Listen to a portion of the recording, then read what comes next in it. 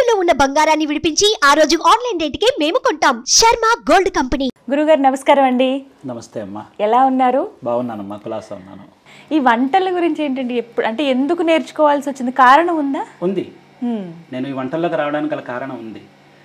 నాకు అంతకుముందు సుబ్రహ్మణ్య స్వామి వైభవం చేసి ఇంతమందికి వంటలు చేసేవాళ్ళం. అంటే మీరు చెబితే నమ్మరు కానీ ఒక కృత్తికా నక్షత్రం నాడి మేము దాదాపుగా 800 మందికి అన్నం పెట్టేవాళ్ళం. నేను ఇవిడే వంట అంటే అంత పెద్ద ఇది ఉంది. అప్పుడు మాకు ఈ మాధ్యమం యూట్యూబ్ ఇవన్నీ మాకు మాధ్యమం తెలియదు. నాకు తర్వాత కరోనా తర్వాత నేను ఈ మాధ్యమంలోకి వచ్చాను. అంటే యూట్యూబ్ ఒకటి ఉంది, యూట్యూబ్ ద్వారా చేస్తే 10 మందికి తెలుస్తుందన్న నాకు తెలియదు అండి. అది నాకు తెలియదు, అసలు సోషల్ మీడియా గురించి నాకు తెలియదు. అయితే మా పిల్లలు తమిళనాడులో చదువుకునేవారు. మా అబ్బాయి ఏం చేశాడంటే, మా రెండో అబ్బాయి, నాన్న నువ్వు అంటే పిల్లలందరికీ నేనంటే ఇష్టమే అనుకోండి, కాదన్నాను. మా రెండో పిల్లాడికి నేనంటే కొంచెం ఎక్కువ ప్రేమ. వాడేం చేశాడంటే, నాన్న నాకు నిన్ను చూడాలనిపిస్తూ ఉంటుంది, అందరూ ఇద్దరు కనిపిస్తూ. అప్పుడు ఏంటి టిక్ టాక్ ఉండేది, టిక్ టాక్ ఉండేది. టిక్ టాక్లో మనం డ్యాన్స్ చేద్దాం అంటే మా పిల్లలకి కొంచెం ఇక్కడ సెలవులకు వచ్చినప్పుడు వాళ్ళని ఒక వారం రోజుల పాటు ఇక్కడ వెస్ట్రన్ డ్యాన్స్ నేర్పేవారు. పిల్లలు అక్కడ తీసుకెళ్ళి చూపిస్తూ ఉండేవాడిని. మీరు సరదాగా ఆడుతూ పాడుతూ ఉండండిరా, చిన్నప్పుడే పాఠశాలకు వెళ్ళిపోయారు కదా, ఆడుతూ పాడుతూ సరదాగా తిరగండరా అంటూ ఉండేవాడిని నేను. పిల్లలు ఏమన్నారంటే, వాళ్ళు నాన్న టిక్ టాక్ అనేది ఒకటి తెలుసా అంటే ఏంట్రా అని అడిగారు. అప్పుడు చూపించారు, అందులో డ్యాన్సులు వస్తున్నాయి. అయ్యి బాబా ఇవన్నీ నేను ఎక్కడ చేయగలను రా అనేవాడిని. కాదు నాన్న, ఇవి చేస్తేనే ఈరోజు రేపు అందరూ మెచ్చుకుంటారు నాన్న, నాకు నీతో డ్యాన్స్ చేయాలంది నాన్న, నీతో పాటలు పాడాలంది నాన్న అని అనేవాడు మా పిల్లడు. అలాగే నాన్న నువ్వు వంటలు చేస్తూ ఉంటావు కదా, మేము వచ్చినప్పుడు పెడుతూ ఉంటావు, అందరికీ వంటలు చేస్తావు, వంటలు కూడా నేర్పించావు అనుకో నాన్న, అందరూ చూస్తారు, అందరూ ఇష్టపడతారు నాన్న. అందులో మన తమిళనాడు వాళ్ళందరికీ మన తెలుగు భోజనం అంటే చాలా ఇష్టం, చేయొచ్చు కదా. ఏమరా నాకు తెలియదు, అదేదో నువ్వే చేసేద్ది కానీ ఈసారి నువ్వు వచ్చినప్పుడు అన్న. కాదు నాన్న, నేను సెప్టెంబర్లో వస్తాను దీపావళికి, వచ్చినప్పుడు నేనే దగ్గరుండి ఇవన్నీ క్రియేట్ చేస్తా. అప్పుడు నా దగ్గర ఈ పెద్ద ఫోన్లు ఉండేవి కావు, మామూలు ఫోన్ ఉండేది, నోకియా ఫోన్, చిన్న ఫోన్ ఉంటాయి కదా, అవి నాకు ఈ విధానాలు నాకు తెలిసేది కాదు. అప్పుడు మా పెద్ద ఫోన్ కొనుక్కుంది కానీ నాన్న, కొనుక్కుని అట్టే పెట్టు, నేను అవన్నీ నీకు చెప్తాను, ఆ ప్రకారం చేద్దామన్నాడు. ఆ మా పిల్లాడి ప్రోద్బల్యంతో నేను టిక్ టాక్ అనే మా మాధ్యమంలోకి వచ్చాను. ఆ తర్వాత టిక్ టాక్ ఎగిరిపోయిన తర్వాత అప్పుడు నేను ఇందులోకి వచ్చా, ఇది ఈ యూట్యూబ్లోకి వచ్చాను. యూట్యూబ్లోకి వచ్చాను, వంటలు చేస్తున్నాను, కుంపడమే చేస్తున్నాను అనుకునేవాడిని. అయ్యో నాకు ప్రపంచం అమ్మ, విమానాల్లోని ఎడ్ల బండి మీద, విమానాల్లో పరిగెట్టేస్తుంది, రైళ్లలో నేనేమో ఎడ్ల బండి మీద కూర్చున్నాను, కుంపడంటూ నా ఛానల్ ఎవరు చూస్తారులే అని ఒక దశలో చెప్పబడం అనే విషయం నిరాశపడ్డా. మొదట్లో నిరాశపడి ఇంక వెళ్ళిపోదామని మా అమ్మ ఒక మాట అంటూ ఉండేవారు, ఏది ఒకసారి ఎరగకూడదు, ఏది ఒకసారి పడిపోకూడదు అని మా అమ్మ చెబుతూ ఉండేవారు. మా అమ్మ నాకు గురువు, ఒక మాట చెప్పాలంటే మా అమ్మ నాకు గురువు, చొల్లప మా అమ్మ నాకు గురువు అన్నమాట. అప్పుడు ఆ పడంగా నేను చూస్తుండగా ఒకసారి 60,000 మంది అయిపోయారు. ఇదే నేను సంఖ్య తప్పు చూస్తున్నానా, నాకేం కనిపించట్లేదా ఏమిటని చెప్పి నేను చూసుకున్నాను. అప్పుడు ఒక అబ్బాయి ఉండేవాడు, ఖమ్మంలో ఒక అబ్బాయి ఉండేవాడు, సురేంద్ర అని ఓ పిల్లాడు. మణికంఠ అని ఒక అబ్బాయి హైదరాబాద్లో ఉండేవాడు. ఆయన ఇదేమిటి 60,000 మంది జనాభా పెరిగిపోయారు, వెళ్ళిపోతానికి ఆపేస్తాను, ఇది దేనికి వచ్చింది ఏమిటో నాకు అర్థం కావట్లేదు, నిన్నటిదాకా 2,000 ఉన్నారు, ఇప్పుడు చూస్తే 60,000 మంది ఉన్నారు. మా అమ్మ నాకు ఆ మాట చెబుతుండేది ఇదే మాట, బాబాయ్ ఆపేస్తానంటే ఆపకండి, ఇంతేను సోషల్ మీడియా అంటేను, సోషల్ మీడియా అంటే ఇంతేను ఇలాగే ఉంటారు, పెరుగుతారు, ఇవన్నీ ఉండదు, మీరేం ఆపకండి అని చెప్పి నన్ను కొంచెం చివాట్లు ఇట్టాడు. అప్పుడు ఆ బలంగా నేను ఇంకా అక్కడి నుంచి నడిపించేసి అలా అలా అలా ఇంకా మళ్ళీ తిరిగి వెనక్కి చూసుకోవాలి. ఆ విధంగా నేను ఇంతమందికి చేరువయ్యాను. మొట్టమొదటి మీరు పోస్ట్ చేసినటువంటి వీడియో ఏదండి? మొట్టమొదట నేను చేసింది టిక్ టాక్లోని ఎవరో ఒక అబ్బాయి అంటే ఊరేసుకు చనిపోయాడు అనమాట. అది ఎందుకు నాకు విపరీతమైన బాధ కలిగేసింది నాకు. అంటే నేను కూడా ఒక క్లేశంలో ఉన్నాను కనుక అది నేను ఎందుకో భరించలేకపోయా.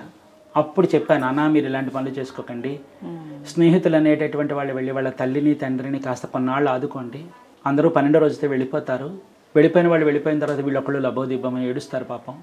స్నేహితులు, అబ్బాయి స్నేహితులు ఎవరైతే ఉన్నారో ఆ తల్లిదండ్రులను కాస్త కనిపెట్టుకుని మీరు కొన్నాళ్ళు వాళ్ళని కొంచెం మామూలు మనిషిని చేసేంత వరకు మీరే వాళ్ళ పిల్లాడయ్యి కొంచెం కనిపెట్టుకోండి నాన్న అని చేసిన మొట్టమొదటి వీడియో నాది అది. ఈ యూట్యూబ్లోకి వచ్చిన తర్వాత నేను చేసిన మొట్టమొదటి వీడియో ఏంటంటే పెసరపప్పు పచ్చడి.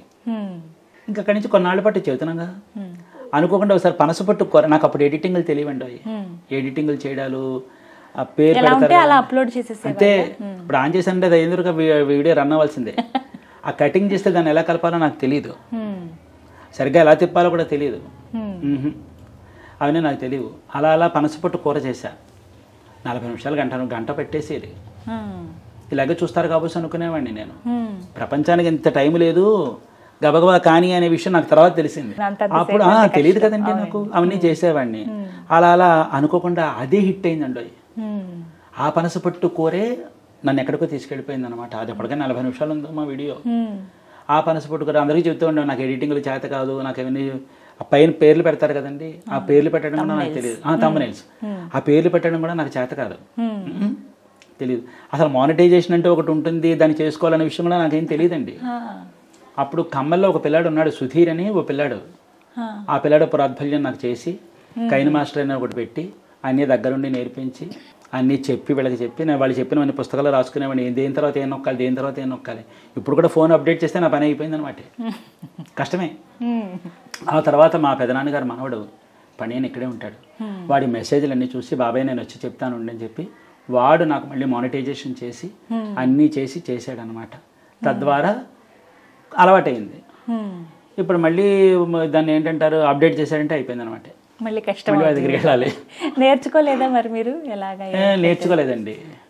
చెబుతున్నారు కానీ నాకేమిటి భయం, ఒకటి నొక్కితే ఒకటి నొక్కేస్తానము అనే భయం. ప్రపంచవ్యాప్తంగా చూసేస్తారు మరి వేరే ఏదైనా ఒకటి నొక్కేస్తాను, ఏమిటో ఛానల్ అయిపోతుందో ఏమిటో అని చెప్పి అదొక భయం ఉంటుంది కదా. తర్వాత నాకు ఈమెయిల్ చూడటం కూడా చేత కాదు. వాడేమో ఈమెయిల్ ఏదో పెట్టాడు ఏర్పాటు చేసి, ఇది వస్తుంది కదండి సిల్వర్ బటన్ వస్తుంది కదా, అదేమో వచ్చింది. అదేమో ఇక్కడ బెంగళూరు దగ్గర ఆగిపోయింది. వీడేమో ఈమెయిల్ చూశాడు. చూసిన తర్వాత చెప్పాడు నాకు, బాబయ్య నీకు ఇది వచ్చింది చూసుకోవాలి, మళ్ళీ నీకు ఈమెయిల్ వస్తుంది నువ్వు చూసి చెప్పాను. ఆ ఈమెయిల్ చూడటం నాకు చేత కాక 2 నెలలు వదిలేసా. ఆ 2 నెలలు వదిలేసింది. వాడేం చేశాడు, వీళ్ళకి పంపిస్తే వీళ్ళకి ఎంత నిర్లక్ష్యం అనుకున్నాడు ఏమో, పట్టుకుపోయారు. మళ్ళీ మా వాడు ఫోన్ చేస్తే లేదు వెళ్ళిపోయింది, మళ్ళీ మీరు అప్లికేషన్ పెట్టండి ఎప్పుడప్పుడు పంపిస్తామన్నారు. పెట్టాడు, ఇప్పటిదాకా రాలా. మీరు బాగా వండేది ఏంటండి, వండే పదార్థం చెప్పండి. గుత్తి వంకాయ కూర బ్రహ్మాండంగా వండుతా. మాకు పెడతారా మరి?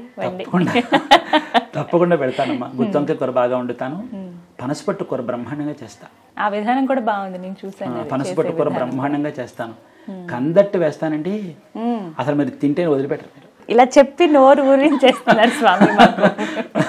కందట్టు దాని జత ఏమిటని అడగరే, పప్పు పులుసు. అబ్బో, ముక్కకి ఆ పప్పు పులుసు జుర్రు తాగితే అదొక అనుభూతి. నోరు ఊరిపోతుంది అసలు. కందట్టు బ్రహ్మాండం అన్నమాట. కందట్టు అన్ని ఇంచుమించుగా. పులిహోర, తమిళనాడు పులిహోర చేస్తా, తెలుగునాడు పులిహోర చేస్తా. సుబ్రహ్మణ్య స్వామి వారికి ఇష్టమైనటువంటి ప్రసాదం ఏది? స్వామికి బాగా ప్రియమైనటువంటిది శర్కర పొంగల్. చక్కెర పొంగల్ అంటే ఇష్టం, చాలా ఇష్టం. శర్కర పొంగల్ అంటే బాగా ప్రియంగా చేస్తారు. 2 గంజితో పాయసానికి చాలా ఇష్టం. గంజి పాయసం చేస్తాం, అది ఆయనకి చాలా ఇష్టం అనమాట. కాలై పూజ అని ఒకటి ఉంటుంది మురుగరికి, సుబ్రహ్మణ్యుడికి. అంటే పొద్దున ప్రాతకాలం 4 గంటలకు ఆయనకి మురుగరికి అభిషేకం చేస్తారు. అప్పుడు గంజి నివేదన పెడతారు. గంజి లేకపోతే గంజితో చేసిన పదార్థాన్ని కూడా స్వామికి నివేదన పెడుతూ ఉండడం ఒక విధానం ఉంది. గంజి అది చూస్తే ఇది గంజి అని ఎవరు చెప్పలేరండి, జుర్రు తాగుతారు. అంత మాధుర్యంగా ఉంటుంది. గంజి పడెక్కలేదండి.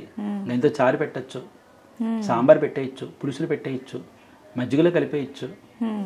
ఇది గంజి అని ఎవరు మాత్రం పోల్చుకోలేరు, కానీ అదే ప్రియంగా తాగుతారు. బాగా కష్టమైన వంటకం ఏదండి మీకు? కొంచెం కష్టం అనిపించింది కానీ ప్రయత్నించాను నేను, బాగా కుదిరింది అన్న వంటకం ఏదైనా ఉందా? అరిసె. నిజమే, కష్టమైంది అది చాలా. కుదిరితే మాత్రం మీరు అన్నట్టు అదిరిపోతుంది. ఎందుకంటేనండి మాట విందండి.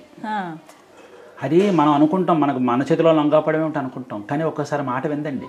బూరె ఒకటి కలిపే విధానం చీరేస్తుంది. బూరే తెలిసిందా? ఎంత ప్రావీణ్యత ఉన్నా ఈ రెండింటి దగ్గర జాగ్రత్తగా ఉండాలి. వేసే విధానం కరెక్ట్గా రావాలి. ఖచ్చితంగా బూరి దగ్గర జాగ్రత్తగా ఉండాలి. నూనె అంతా పాడైపోతుంది.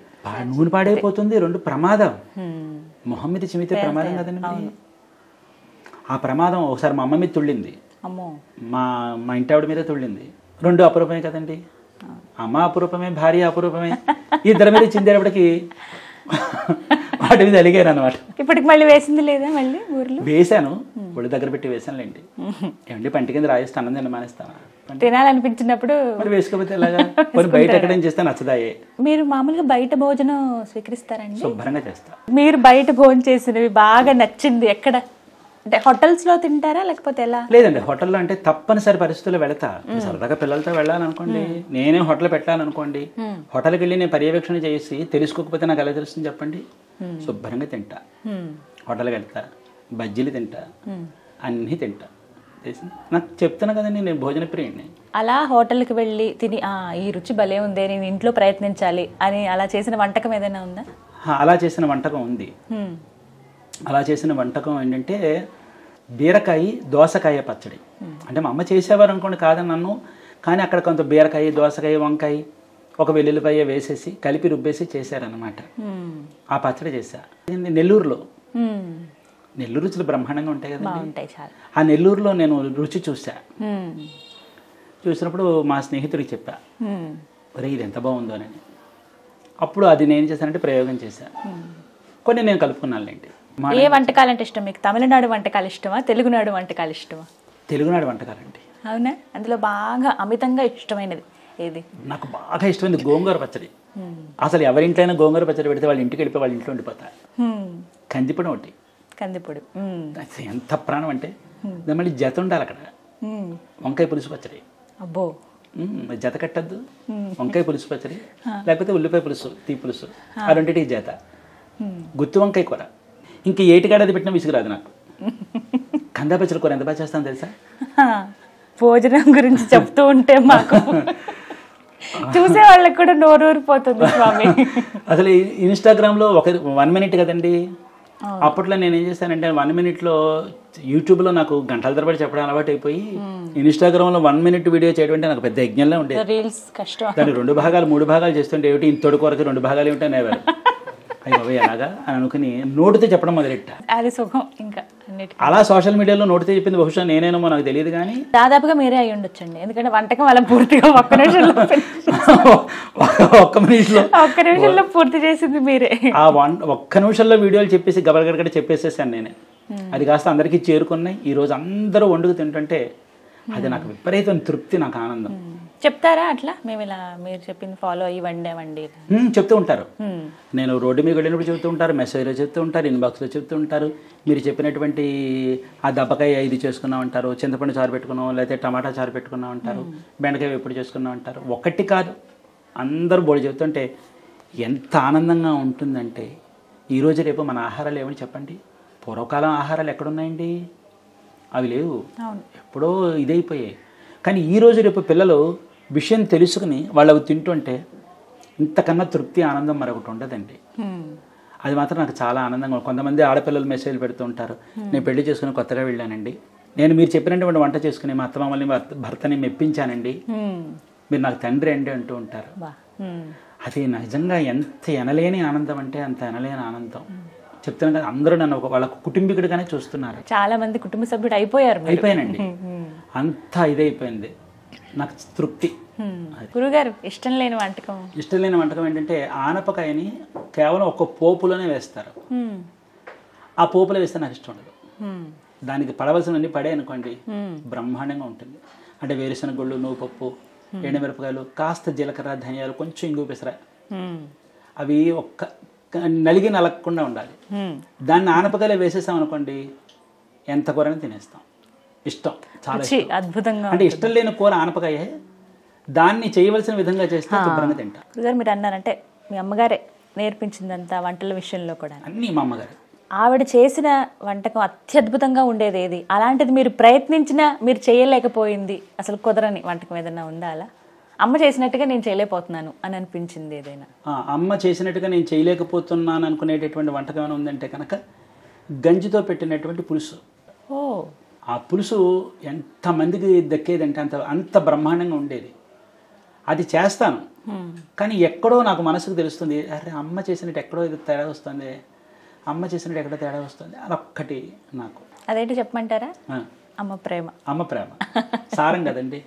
అంతే, నిజమే. అది ప్రపంచంలో ఎవరు ప్రయత్నించినా అది రాదు కదండి, అమ్మకు మాత్రమే వస్తుంది. అలా కొన్ని వంటల్లో అనిపిస్తూ ఉంటుంది, అరే అమ్మ అని అనిపిస్తూ ఉంటుంది. నా వంట ప్రతిదీ మా అమ్మ ముద్ర. తనకి వంటల గురించి మాట్లాడితే ఒక ఎపిసోడ్ మాట్లాడొచ్చు కదండి. అయిపోతుందండి. ఈ రోజు రేపు వంట అంటే అమ్మా చాలా సులభమైన పని. వంట సులభమే, కానీ విషయం తెలుసుకుంటే డబ్బులు కూడా పెద్ద ఖర్చు అవ్వమ్మా. కానీ ఈ రోజుల్లో చూస్తున్నాగా, ఫోన్లో ఒక్క బటన్ నొక్కితే రెడీమేడ్గా ఆహారం వచ్చేస్తుందండి. అంతే, వండుకుని తినేంత అంత ఓపిక ఉండట్లేదు ఎవరికి. కానీ ఒకటి చెప్పాలంటే, ఇప్పుడు పిల్లలకి చెప్పాలంటేనండి, వంట చేసుకోవడానికి ఖర్చు ఏమీ పెట్టక్కర్లేదండి, సులభంగా చేసుకోవచ్చు. ఉన్న దాంట్లో చేసుకోవచ్చు. ఏమంటే సరుకులే లేవు, ఇంత పెసరపప్పు పచ్చడి చేసుకోండి, రోజు గడిచిపోతుంది.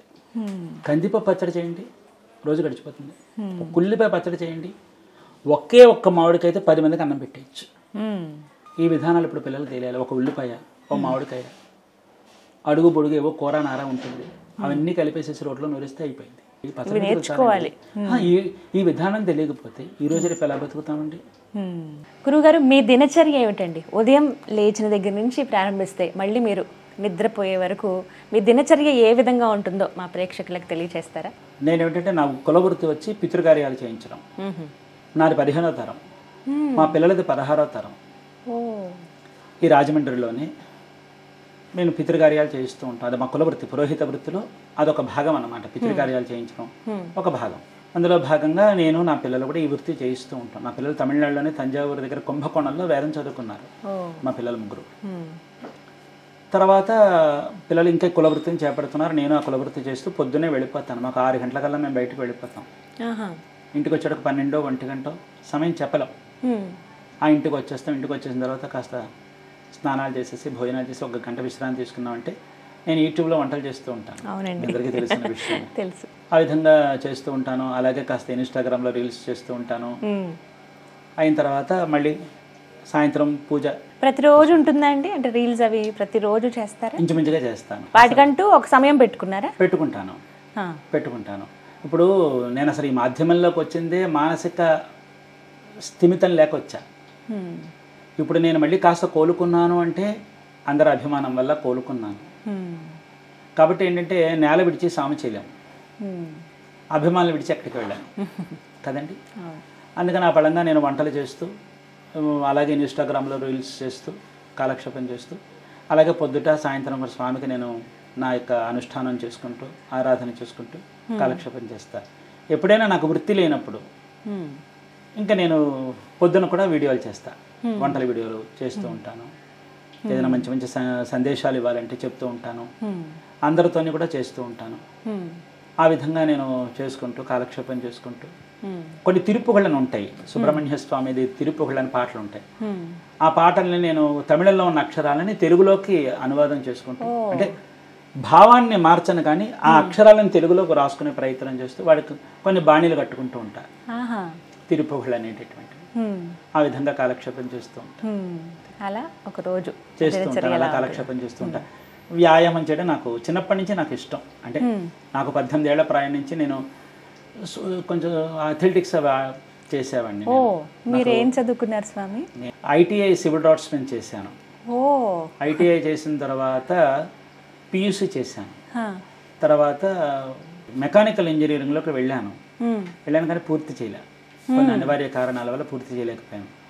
అయితే పోలీస్ డిపార్ట్మెంట్లో సెలక్షన్స్కి వెళ్ళాను. నాకు పెద్ద ఆశయం ఏంటంటే, ఒక పోలీస్ డిపార్ట్మెంట్లోకి వెళ్ళాలని ఒక ఆశయం ఉండేది. నాకు చిన్నప్పటి నుంచి వ్యాయామం చేయాలని కుతూహలం ఉండేది, చేస్తూ ఉండేవాడిని. నాకు అలాగే వెళ్ళాను కానీ 2 సార్లు సెలెక్ట్ అయ్యాను. దానికి కూడా కొన్ని అనివార్య కారణాల వల్ల వెళ్ళలేకపోయాను. ఏ లెవెల్ దాకా సెలెక్ట్ అయ్యారు 2 సార్లు మీరు వెళ్ళినప్పుడు? అంటే బాడీ లెవెల్ అయితే కానీ, లేకపోతే రన్నింగ్ లెవెల్ అయితే కానివ్వండి, అక్కడ వాళ్ళు పెట్టినటువంటి టెస్టుల్లో కానీ అన్నింట్లోనే సెలెక్ట్ అయిపోయాను. మీరు సెలెక్ట్ అయ్యారు, మీరు జాయిన్ అవ్వడానికి మీరు రావచ్చు, మీకు ఒక 15 రోజులు వ్యవధి ఇస్తున్నాం, ఈలోగా మీరు జాయిన్ అయ్యే ఉద్దేశం ఉంటే మీరు ఫలానా రోజుకి వచ్చి జాయిన్ అవ్వండి అన్నారు. అన్నింట్లోనే సెలెక్ట్ అయిపోయాను. కొంతమంది స్వార్థానికి, మా కుటుంబీకుల స్వార్థానికి బలయ్యి నేను వెళ్ళలేకపోయాను. అలాగే ఆల్ ఇండియా రేడియోలో కూడా నేను పాటల్లో సెలెక్ట్ అయ్యాను. విజయవాడ విశాఖపట్నం, దానికి వెళ్ళలేకపోయాను. అలాగే కొన్ని సినిమాల్లో ఛాన్సులు వచ్చాయి, నాకు సినిమా అవకాశాలు వచ్చాయి. కె విశ్వనాథ్ గారు, దాసనారాయణరావు గారు, ఇలాంటి వాళ్ళు గుర్తు రావట్లేదు, పేర్లు కొన్ని గుర్తు రావట్లేదు. విశ్వ గారు అని ఒక ఆయన ఉండేవారు, వారు ఇలాంటి కొన్ని అవకాశాలు వచ్చాయి, వాటికి వెళ్ళలేకపోయాను, దేనికి వెళ్ళలేదు. అలాగే సంగీతం కూడా నేను కొంత నేర్చుకున్నాను, అంటే కొంతవరకు నేర్చుకున్నాను, దానికి వెళ్ళలేకపోయారా అటువైపు? ఒకటి కాదండి, ఒకటి కాదు, చెప్తున్నాను కదండి. అంటే మనం ఏదైనా చేస్తే ప్రోత్సాహం అనేది చాలా అవసరం అండి. ఆ ప్రోత్సాహం నాకు ఇవ్వకపోయినా పర్వాలేదు, కానీ అడ్డం పడితే ఇబ్బంది. అలాగ నేను జయించలేకపోయాను. అలాగే ఎన్నో ఆశలు ఉండేవి. అలాగే నేను పెద్ద లాయర్గా అవ్వాలని ఒక కోరిక ఉండేదండి, అది అవ్వలేదు. సైక్రటిస్ట్ అవ్వాలనండి. సైక్రటిస్ట్ మానసిక విశ్లేషణ చేసుకునేటటువంటిది, అంటే మనిషిని చదవడం అనేటటువంటి విషయం నాకు అది చాలా ఇష్టమైన సబ్జెక్టు. కుతూహలం అయితే ఉండేది, కానీ ముందుకు వెళ్ళలేకపోయాను. ఇన్ని రకాలుగా ప్రయత్నించి అన్నింటి నిరాశే. అందుకే ఇప్పుడు అవన్నీ కూడా నేను ఇగో ఇప్పుడు నటన అవి చేయాలి, ఇవి చేయాలి, ఆ పాటలు పాడాలి, ఈ పాటలు, అలానే సంగీతం వచ్చా అంటారేమో, రాదు, మక్కువ. ఏదో ఒక ఏడాది నేర్చుకున్నంత మాత్రం సంగీతంలో మనం పరిపూర్ణత ఎక్కడ సంపాదిస్తాం? ఇలా ఇన్ని ప్రయత్నాలు చేశారు, ఎన్ని రకాలు అన్నీ చేశారు, అన్నీ అంటే రాసి పెట్టుంది స్వామి, ఇలా మీరు స్వామి దగ్గరగా ఉండాలని. అందుకని ఉంది. మా అమ్మ అవన్నీ అవ్వలేదా? మా అమ్మగారు నాకు 7వ ఏట, నా వయసు 7వ ఏట ఉండగా నాకు తర్ఫీదు ఇచ్చారు వంట. మా అమ్మగారు వెనకాల నేను 8వ వాడిని మా అమ్మగారికి. మా అమ్మగారు వెనకాల నేను ఆ తర్ఫీదు పొందడం వల్ల అప్పుడెక్కడండి పుల్లలు పోయాను, పొట్టు పోయాను, అంతే కదా, గ్యాస్ పోయలేదు, ట్యూబ్లైట్లు అలాంటివి ఏం లేవు, లాంతర్లు. అప్పుడు అక్కడి నుంచి మా అమ్మగారి దగ్గర నుంచి తర్ఫీదు పొంది వచ్చి వచ్చి వచ్చి ఈ రోజున నేను ఇంతమందికి నేను వంట చేయగలుగుతున్నాను, చూపించగలుగుతున్నానంటే అమ్మ పెట్టిన భిక్ష. ఈరోజు ఇంతమంది మన్నను పొందాను. ఈరోజు ఇందాక మీరు ఒక మాట అన్నారు, ఈనాటి యువతకు కూడా మీరు దగ్గరగా ఉన్నారండి, చెరువులో ఉన్నారండి అని. నిజమే. ఇంతంత పిల్లల దృష్టిలో కూడా నేను వాళ్ళ దృష్టిలో నేను ఉండిపోయాను. అందరూ ఒక కుటుంబీకుడిగా నన్ను ఆదరిస్తున్నారంటే ఈ వంటలు చేయటం తద్వారా. అందుకని నేను ఆ కాలేజీ లైఫ్లో ఉండగా ప్యాంట్లు, షర్ట్లు, షూస్ అన్నీ వేసుకుని కొంచెం మోటర్నెటిక్గా ఉండేవాడిని. నేను కులవృత్తి వచ్చి పురోహిత నాన్నగారు అందరూ ఈ సాంప్రదాయంగా ఉండేవారు. అందుకని మా ఇంట్లో రెండు నడిచేవి. అంటే నేను అలా ఉండడానికి నా ఆలోచన, రెండు సాంప్రదాయంగా ఉండడానికి కుటుంబ నేపథ్యం. అందుకని నేను ఆ రెండింటికి అనుసంధానంగా ఉన్నాను కనుక చాలా ఏళ్ల తర్వాత మళ్ళీ నేను కొంచెం మనము పురోహితం చేసినంత మాత్రాన ఇప్పుడు ఉండక్కర్లే. ఈ రోజు రేపు అంటే మీకు మీ దగ్గర చెప్పచ్చో చెప్పకూడదో నాకు తెలియదు, కానీ ఈ రోజు రేపు పురోహితుడికి వివాహం చేయాలంటే చాలా కష్టపడుతున్నారు. పురోహితులలో పెళ్లిళ్ళు చేయడానికి ఏమిటో భయపడిపోతున్న రోజులు ఇవి. అంటే పురోహిత వర్గంలో ఉన్న వాళ్ళందరికీ తెలుసు ఈ విషయం, తెలుసు. నేనేమంటానంటే వాళ్ళకి ఇచ్చే సందేశం ఏంటంటే, ఒక మాట ఏంటంటే, ఒకప్పుడు రోజులు వేరు, ఇప్పుడు రోజులు వేరు.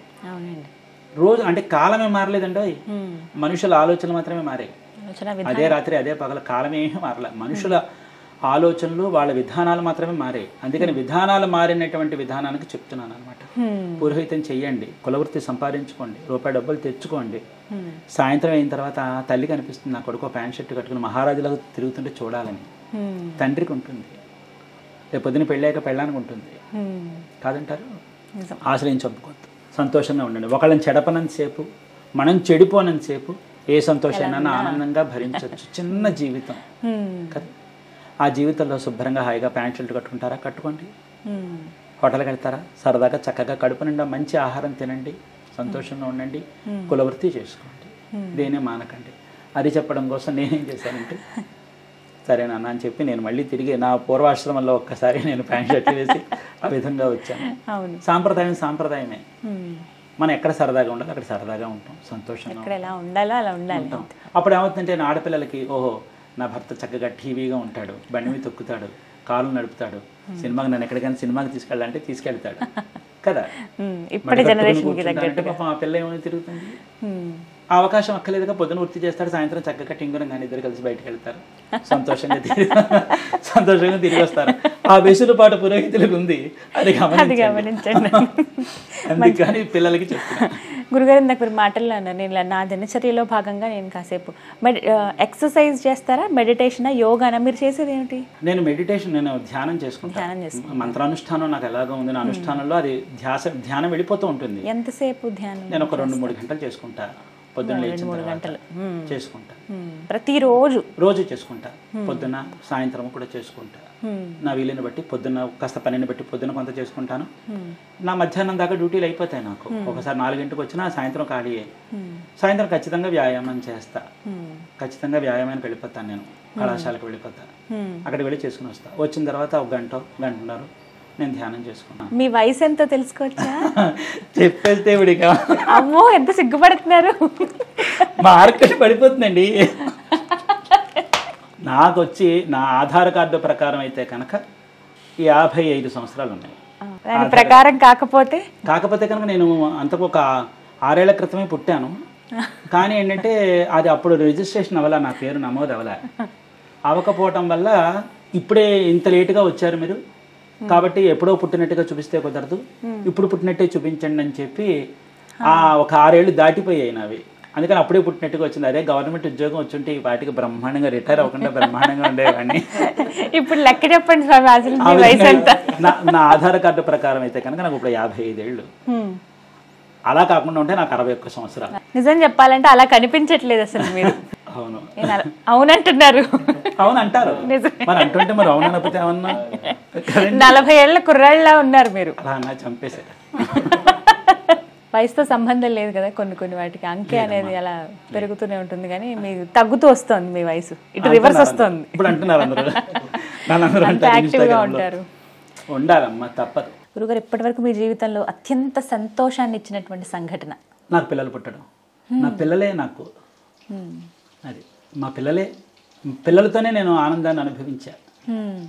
అదొక గొప్ప అనుభూతి అన్నమాట. ఎందుకంటే ఆ పిల్లలకి వాళ్ళకి నీళ్లు పోసి, వాళ్ళకి అన్నం వండి పెట్టి, పిల్లలుగా మందులు మాకులు వైద్యాలు టీకాలు వాళ్ళ కోసం అన్నీ శ్రమించా.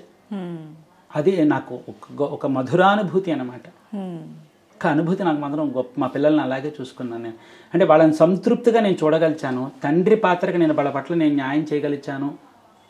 అంటే రెక్కలు వచ్చిన తర్వాత అంటారా, అది వాళ్ళ జీవితం. రెక్కలు రానంతసేపు వాళ్ళని కనిపెట్టుకోవడంలోనే తండ్రి నైపుణ్యత, తల్లి నైపుణ్యత కదంటారా. నేను ఆ దానికి నేను న్యాయం చేశాననే సంతృప్తి నిండా ఉంది నా మనసులో. అది నాకు తృప్తి. బాగా బాధ అనిపించిన సంఘటన, ఇంకా ఎప్పటికీ ఇలాంటి కష్టం మళ్ళీ రావద్దు అని అనిపించింది. ఏ బిడ్డల కోసం అయితే నేను ఆనందపడుతూ బతుకుతున్నాను, ఆ 2వ బిడ్డను దేవుడు తీసుకుపోయాడు. ఆ బిడ్డనే దేవుడు తీసుకుపోయాడు అనమాట. అది నేను తట్టుకోలేకపోతున్నాను. ఎందుకంటే వీళ్ళ ముగ్గురులో కంటే వాడికి గారం ఎక్కువ, నా దగ్గర గారం బాగా ఎక్కువ. వాడు చెప్తూ ఉండేవాడు, వాడి ప్రాబల్యంతోనే నేను ఇదేంటి టిక్ టాక్లోకి నేను రావడానికి గల కారణం లుకేమియా వచ్చింది పిల్లాడికి. వాడికి ఎన్నో తిరుపుగలు నేర్పించి, వాడు యోగా చేసేవాడు. తమిళనాడులో డిస్ట్రిక్ట్ ఫస్ట్ వచ్చాడు వాడు యోగా.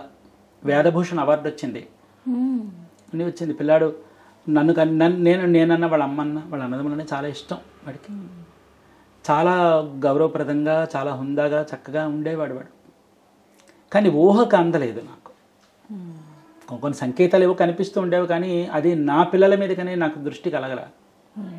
కానీ తర్వాత అర్థమైంది, ఓహో ఆనాడు ఈ సంకేతం ఇచ్చో ఇదేనా అని అనిపిస్తూ ఉండేది నాకు. లుకేమియా వచ్చింది 20 రోజులు. 20 రోజుల్లోనే నా బిడ్డ నా నుంచి దూరం అయిపోయాడు. అది నాకు తీవ్ర వేదన. అదొక్క శిక్ష పెట్టకుండా ఉంటే బాగుండు. ఎందుకంటే తండ్రి చేతుల్లో పిల్లలు వెళ్ళకూడదమ్మా, పిల్లల చేతుల్లో వెళ్ళిపోవాలి. నేను చచ్చిపోయినా బాగుండేది. నేను చచ్చిపోయినా బాగుండేది. ఎందుకంటే నాకు ఈ నరకం ఎలా ఉందంటే అమ్మా, దినదినము నాకు గండంగానే ఉంది. పైకి నవ్వుతూ తిరిగి వస్తున్నా, బతికేస్తున్నాం, కానీ అమ్మ అనుక్షణం నా ప్రాణం పోతోందన్నమాట. పైకి నవ్వుతూ బతకాలి, తప్పదు అని బతుకుతాను. వీడి కోసం, ఆవిడ కోసం నవ్వుతూ బ్రతుకుతూ ఏదో వ్యాపకం పెట్టుకొని ఆ వ్యాపకంలో నా రోజు దొర్లించుకుంటున్నాను. కానీ చెట్టంత పిల్లాడు మర్చిపోతా, ఎలా మర్చిపోతానమ్మా? ఏదో పురుట్లో 2019లో జరిగింది. పై చదువులకు వచ్చారు పిల్లలు, సెలవులు ఉన్నాయి. ఇక్కడ 2 నెలలు ఉన్నాడు పిల్లాడు, ఉన్నాడు అన్నీ ఉన్నాడు. పై చదువులకని వెళ్ళాడు. వాడు వెళ్ళిన 15 రోజులకి ఇలా అయిపోయింది. ఏమాత్రమైనా సూచన ఉంటే నేను ఆపుతాను చెప్పండి, నేను పంపించాను కదా. 20 రోజులు ఆ పిల్లాన్ని పుచ్చుకొని నేను తిరగని చోట్లేదమ్మా. అది నా కడుపులో ఎందుకు నాకు ఇంత బాధ పెట్టావు, ఎందుకు ఇంత ఈ ఒక్క బాధ పెట్టకుండా ఉంటే కడు పేదరికం అనుభవించాను తల్లి, తెలుసా, ఇంత దుర్భర జీవితాన్ని అనుభవించాను. నా దగ్గరకు వచ్చిన నా శిష్యవర్గానికి అందరికీ తెలుసు, కరోనా ముందు వరకు మా అబ్బాయి పోను అనేక మంది భక్తులు వచ్చారు, నేను ఎంత దౌర్భాగ్యపు దారిద్ర్యాన్ని అనుభవించాననేది అందరికీ తెలుసు. దానికంటే తీవ్ర దుర్భరం ఇది.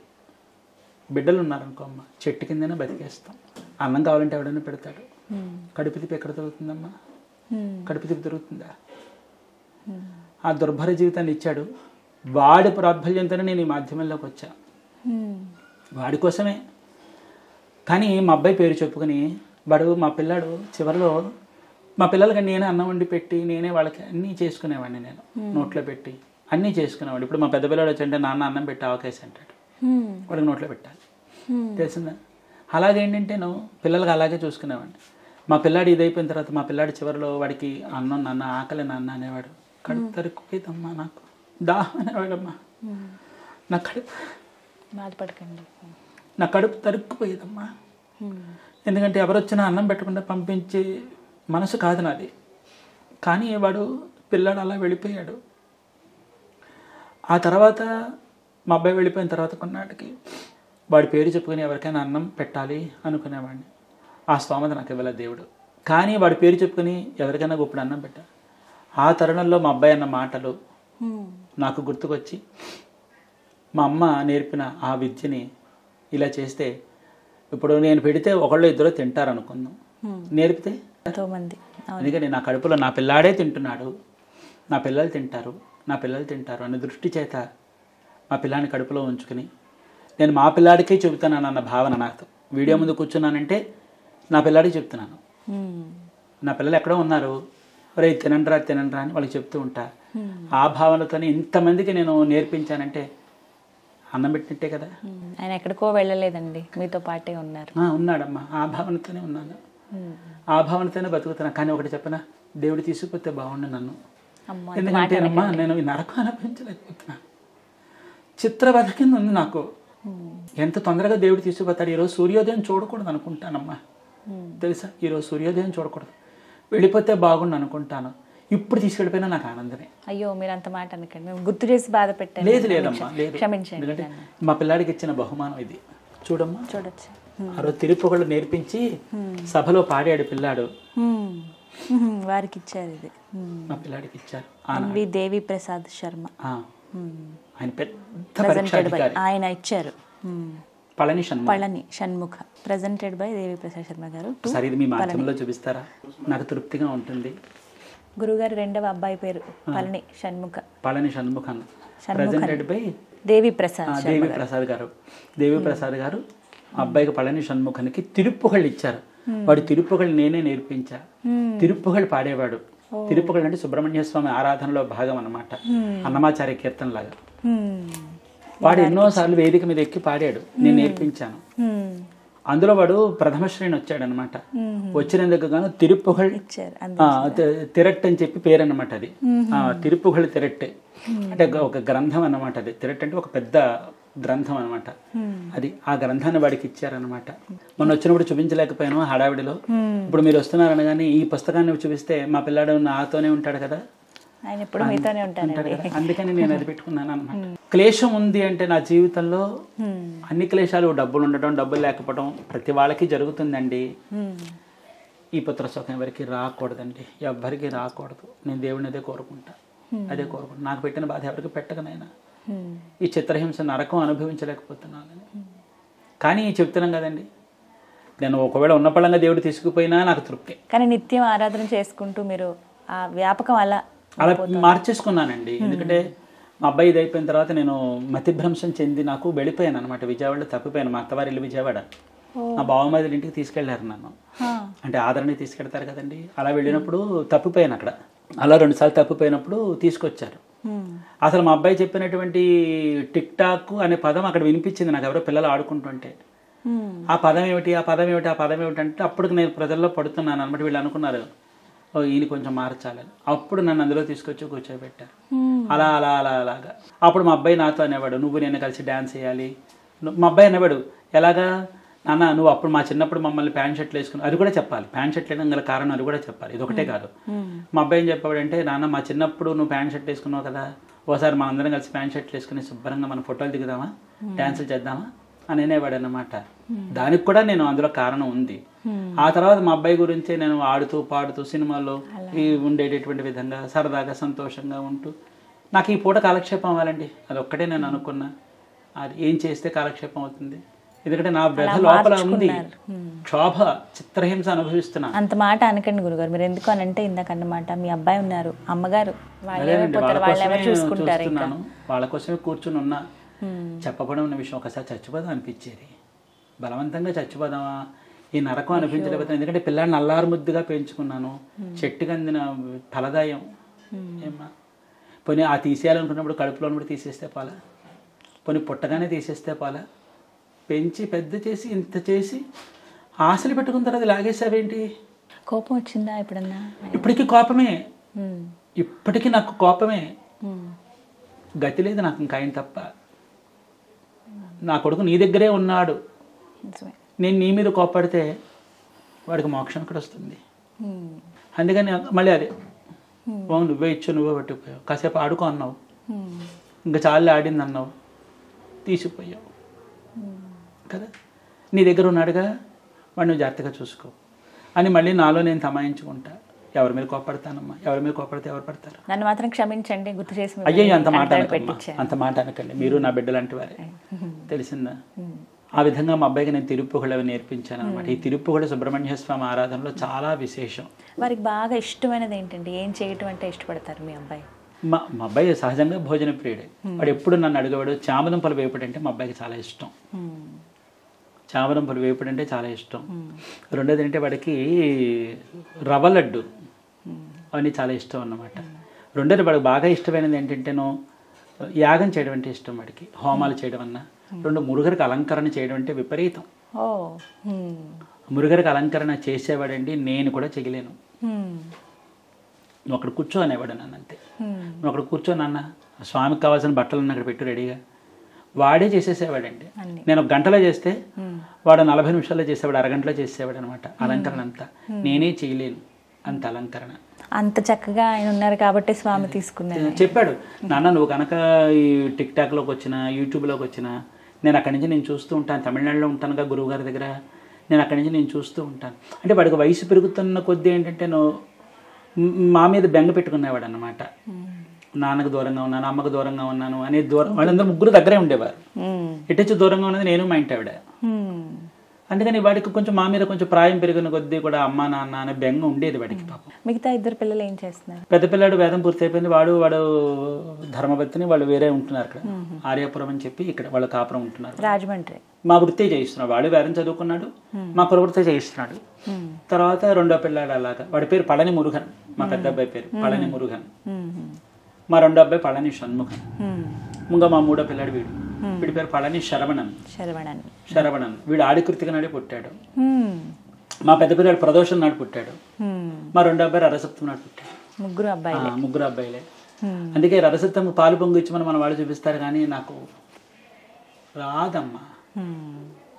బ్రహ్మాండంగా చేస్తా, అది చేయడానికి నాకు కాళ్ళు చేతులు వణికిపోతూ ఉంటాయి అన్నమాట.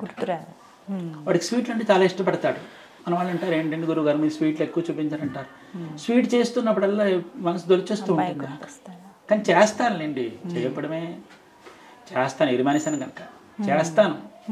ఏమిటో దొరిచేస్తూ ఉంటుంది కడుపులో, ఏటో బాధ, ఏదో బాధ, చెప్పలేని బాధ. ఇప్పటికీ చెప్తున్నారు, పైకి నవ్వుతా తిరుగుతా ఆనందంగా, నాకేం తక్కువ అన్నట్టుగా గంభీరంగా కనిపిస్తా, డొల్లా. మీకు అభిమానులుగా మారిపోవడానికి చాలా మంది ఇంకొక కారణం ఏంటంటే మీ గాత్రం. నిజం స్వామి, ఎంత చక్కగా పాడతారు మీరు పాటలు. మా కోసం ఒక్క పాట. శ్రీ చక్రరాజ సింహాసనేశ్వరి శ్రీలలిత అంబికయే భువనేశ్వరి శ్రీ చక్రరాజ సింహాసనేశ్వరి శ్రీలలిత అంబికయే ఆగమ వేద కళామయ రూపిణి ఆగమ వేద కళామయ రూపిణి ఆగమ వేద కళామయ రూపిణి అఖిల చరాచర జనని నారాయణి అఖిల చరాచర జనని నారాయణి నాగకంకణ నటరాజ మనోహరి నాగకంకణ నటరాజ మనోహరి నాద విశ్వేశ్వరి రాజరాజేశ్వరి నాద విశ్వేశ్వరి రాజరాజేశ్వరి శ్రీచక్రరాజ సింహాసనేశ్వరి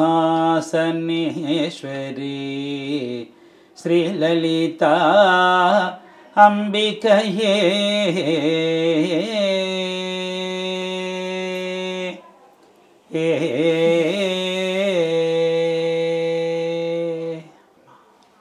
ఎంత చక్కగా పాడారండి, నిజంగా చాలా బాగుంది. సంగీతం రాదు చెప్తున్నాం కదా, నిజంగా రాదండి ఒట్టు. ఎంతవరకు నేర్చుకున్నారు పోనీ? అంటే నేను వర్ణాల దాకా నేర్చుకున్నాను. మరి ఇంకా మాత్రం రోజు పాడుతుండగా అదే పాడతాను, చెబుతున్నాం కదండి. ఇప్పుడు ఒక్కొక్కసారి మానసికంగా జీవితంలో కొన్ని గాయాలు తగిలిన తర్వాత నేర్చుకున్న విద్య మరుపున పడిపోయింది. మళ్ళీ మళ్ళీ కోలుకుంటున్నప్పుడు అవన్నీ చిన్న చిన్న జ్ఞాపకాలు వస్తూ ఉంటాయి. ఆ జ్ఞాపకాలతో పాడిన పాటే తప్ప ప్రావీణ్యంతో పాడిన పాట మాత్రం కాదు. సంగీత రసికులు మన్నించాలి. అయ్యో ఎంత పాట! తమిళం ఒక పల్లవి పాడించాలి. తమిళం.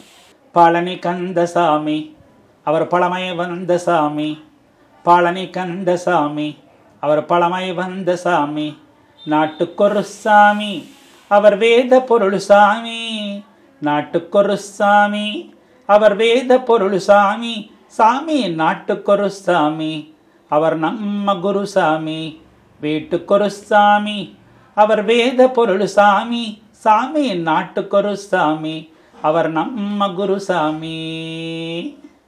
భలే ఉందండి. మీరు తమిళం మాట్లాడుతున్న పాట పాడుతున్న వినసొంపుగా ఉంది గురుగారు, నిజంగా చక్కగా ఉంది. నిజంగా నాకైతే ఇందులోనే ప్రావీణ్యం లేదు. ఉపన్యాసాలకు వెళ్ళేవాడిని నేను. ఆ ఉపన్యాసాలకు వెళ్ళినప్పుడు సుబ్రహ్మణ్య స్వామి వైభవం ఇచ్చి చెప్పేవాడిని.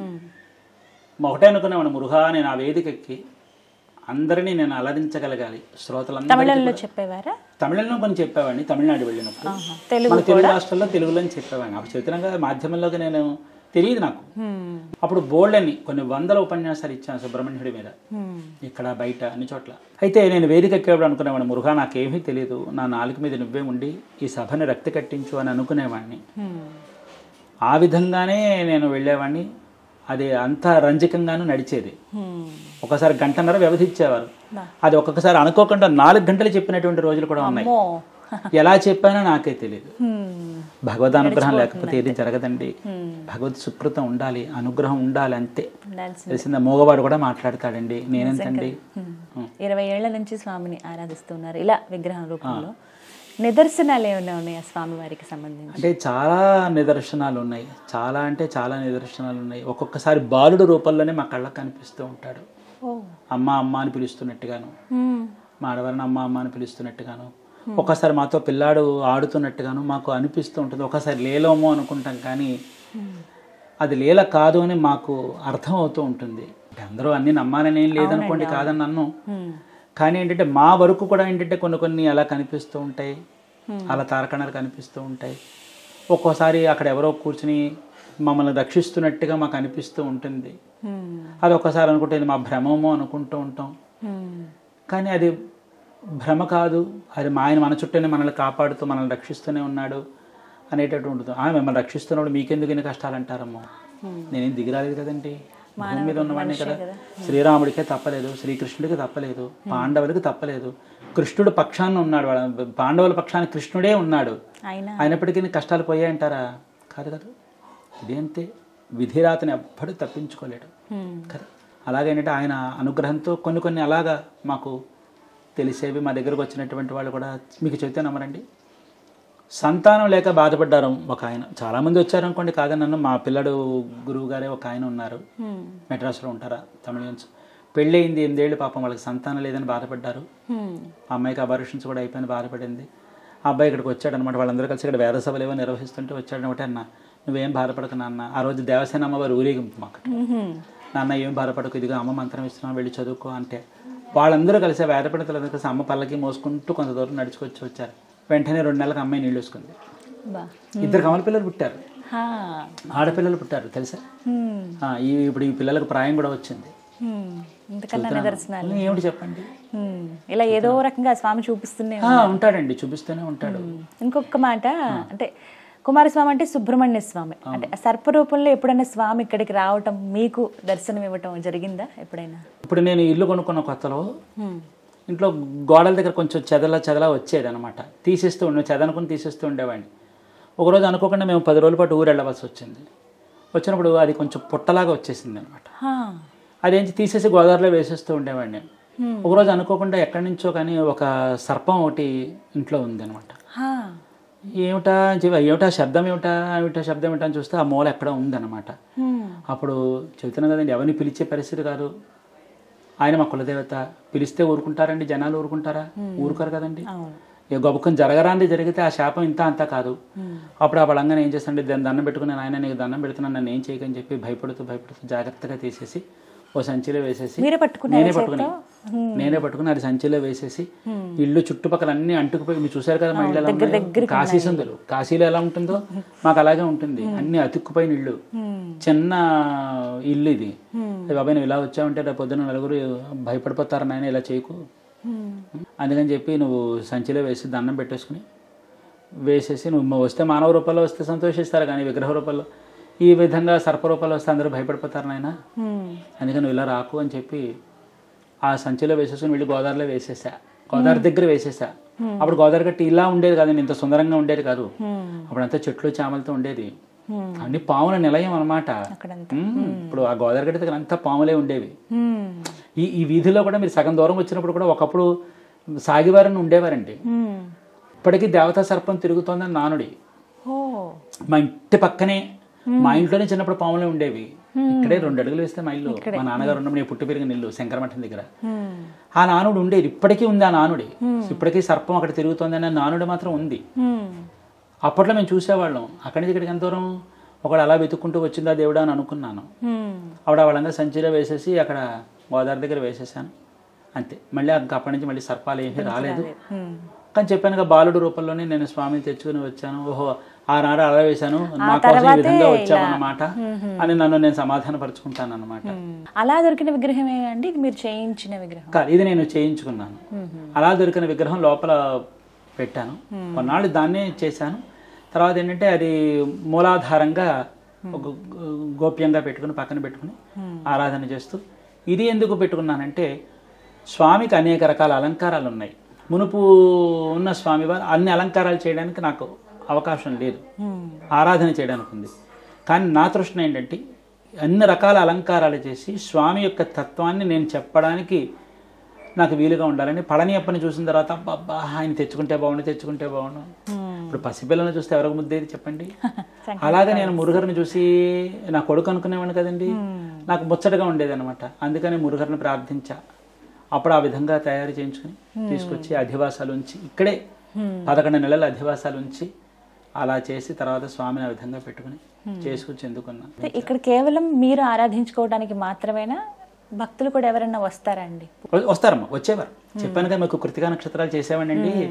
ఆ విధంగా నానుడైపోయింది, తద్వారా ఇలా వచ్చేవారని చెప్పాను కదా. ఆ తర్వాత అందరూ వచ్చేవారు, అందరూ చేసేవారు. ఆ తర్వాత స్వామిని చేసిన తర్వాత అందరికీ స్వామి వైభవం చెప్పాలన్న దృష్టిలో పడ్డా. ఓహో ఏమిటి ఇంతమంది వస్తున్నారు, ఈయన గురించి చెబితే ఇంకా వస్తారు కదా, ఇంకా తెలుసుకుంటారు కదా, స్వామి గురించి ఇంకా ఉంటుంది కదా అన్న దృష్టి చేత నేను అందరూ చేసి అనేక మంది వచ్చేవారండి. ఏడాదికి 12 బ్రహ్మోత్సవాలు చేసేవాడిని, మాసానికి ఒకటి, అలా 12 బ్రహ్మోత్సవాలు చేసేవాడిని. ఉపబ్రహ్మోత్సవాలు అని చెప్పి ఉంటాయి, అవి ఒక 5 అవి చేసేవాడిని. ప్రతి మాసం కృతికా నక్షత్రము, తర్వాత పుష్యమి, ఆశ్లేష, ఆరుద్ర, విశాఖ, మూల, అమావాస్య, పౌర్ణమి, ప్రదోషం అంటారు, త్రయోదశి నాడు జరుగుతుంది, శుద్ధ త్రయోదశి, బహుళ త్రయోదశి. ఈ ప్రదోషాలు ఇవన్నీ విపరీతంగా చేసి అందరికీ వచ్చిన వాళ్ళందరికీ అన్నం పెట్టేవాడిని. అందరికీ భోజనం పెట్టి పైగా మారుబడ్డన పడాలి. అలా కొసరి వడ్డిస్తే నా కోపం వస్తుంది. అంటే కన్న తల్లిలా పెట్టాలి, అది కదండి తృప్తి కదండి. అలా చెప్పినప్పుడు పాప అనేవారు, రాత్రిపూట భోజనాలు కొన్ని రోజులు ఉండేవి మాకు, పగల భోజనాలు కొన్ని సందర్భాల్లో, రాత్రి భోజనాలు కొన్ని సందర్భాల్లో, షష్ఠులకి అన్నీ పెట్టేవాడిని, నక్షత్రాలు, షష్ఠులు, తిథుల ప్రకారం పెట్టినప్పుడు అనేవారు, మాకు నిజంగా ఆకలి లేదండి, మీ చేతితో పెడుతుంటే మా అమ్మ గుర్తుకొచ్చి నేను తింటున్నాను అనేవారు. ఇంతకన్నా తృప్తి ఏం కావాలి చెప్పండి. అలా పెట్టినటువంటి రోజులు చాలా ఏళ్ళు, కరోనా ముందు వరకు కూడా జరిగింది. కరోనా తర్వాత ఇంకా వ్యవస్థ మళ్ళీ నడవలేదు. మళ్ళీ నడుపుతారా అంటారమ్మో, ఈశ్వరేచ్ఛ, ఆయన ఇష్టమే, ఆయన అనుగ్రహం ఉంటే. ఇలా జరగాలి అని నేను అనుకోలేదు, ఇలా ఆగుతుందని అనుకోలేదు. గురుగారు మీరు పెట్టిన అన్ని వీడియోస్ ఆసక్తికరంగా ఉంటాయి. రెమో లాగా ఒక వీడియో చేశారు, అసలు ఎందుకు ఆలోచన వచ్చింది ఇలా వీడియో అంటే చెయ్యాలి అనే ఆలోచన రావడం? రాగానే అంటే మీ ఆలోచనేనా, ఎవరైనా చెప్తే చేశారా? అప్పుడు మీ అనుభూతి ఏమిటి, ఏమనిపించింది? అది నాదేనండి ఆలోచన, అది నాదే ఆలోచన. అంటే దానికి కూడా కొంత లోతైనటువంటి కారణం ఉంటుంది. 20 ఏళ్ల తర్వాత నేను అప్పుడు ప్యాంట్ షర్ట్ వేసాను, నమ్ముతారన్నమాట. 20 ఏళ్ల తర్వాత మళ్ళీ నేను అప్పుడే ప్యాంట్ షర్ట్ వేసాను. మీ కాలేజ్ డేస్ లో మీరు అలాగే ఉండేవాళ్ళ? ఖచ్చితంగా ఉండేవాడిని. అబ్బో, కాలేజీ డేస్ లో ప్యాంట్ షర్ట్, షూ, ఇన్షర్ట్ లేకపోతే బయటకు వెళ్ళామని కదా నేను. అంటే హెయిర్ స్టైల్ అవన్నీ అలాగే? హెయిర్ స్టైల్ అంటే అప్పుడు పోలీస్ క్రాఫ్ ఉండేది నాది, ఆ పోలీస్ క్రాఫ్ అది ఉండేది. మంచి స్టైలిష్గా సైకిల్ తొక్కడాలు, నడవడాలు, షూకి నాడ వేయడాలు, కిర్రికిరిమని చప్పుడు రావడాలు, మార్చేసేవాడిని అనమాట, విధానం అంతా మార్చేసేవాడిని అనమాట. చాలా అంటే స్టైలిష్గా ఇలా ఉండేవాడిని అనమాట.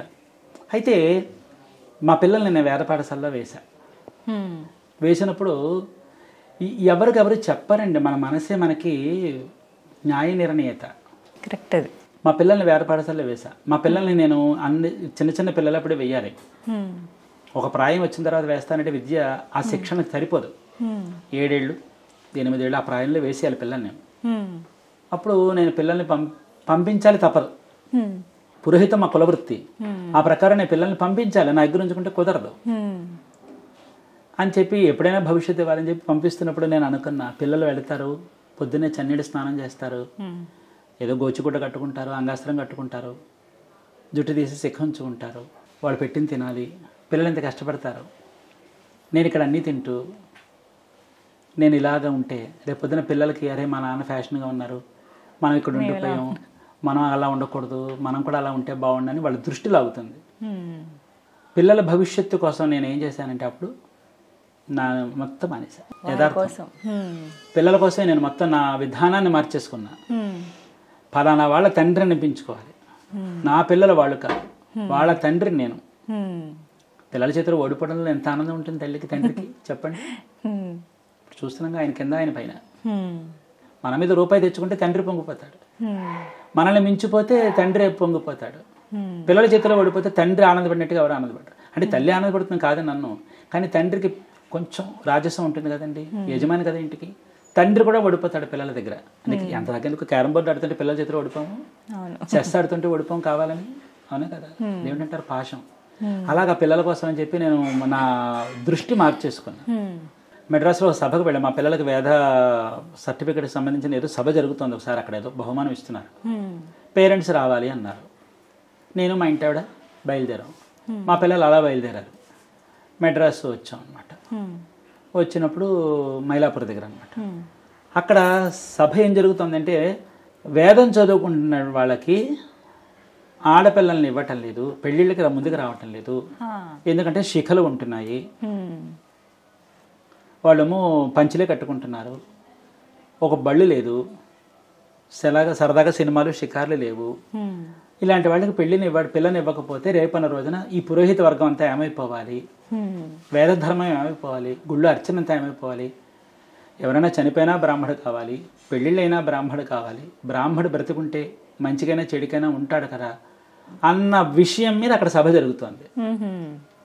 తర్వాత నేను స్వయంగా మా పిల్లల పెళ్ళిళ్ళ విషయంలో నేను కొన్ని అనుభవించాను.